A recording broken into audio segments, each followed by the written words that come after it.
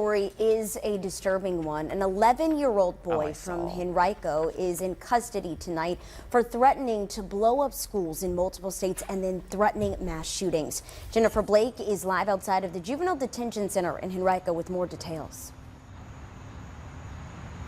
Yeah, police say that a week before school let out back in May, that 11-year-old made more than 20 calls to emergency services throughout the country, claiming that schools were going to get bombed or that even teachers had already been shot. And many of those calls targeting Florida schools. And now authorities there are calling for his extradition. And I spoke with our legal analyst about this case, and he tells me that he's never heard of anything like this.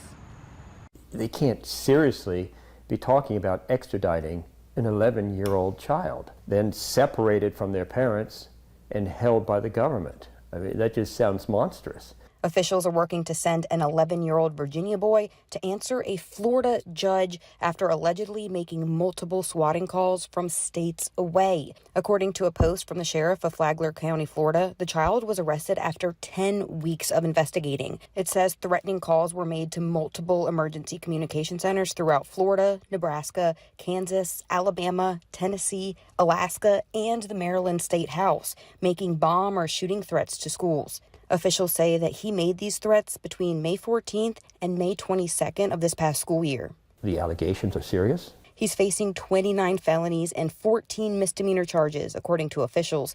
He says that he's held in a Virginia juvenile facility, but Florida officials are calling for him to be brought to Florida, which legal analyst Steve Benjamin says is legal. The extradition laws make no distinction between adults and children. But the chance for him to stay in Virginia is all in the governor's hands. The governor still has discretion.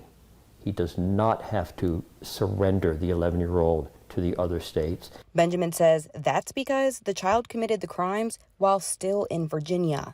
One possibility remains that the Virginia courts could handle the situation.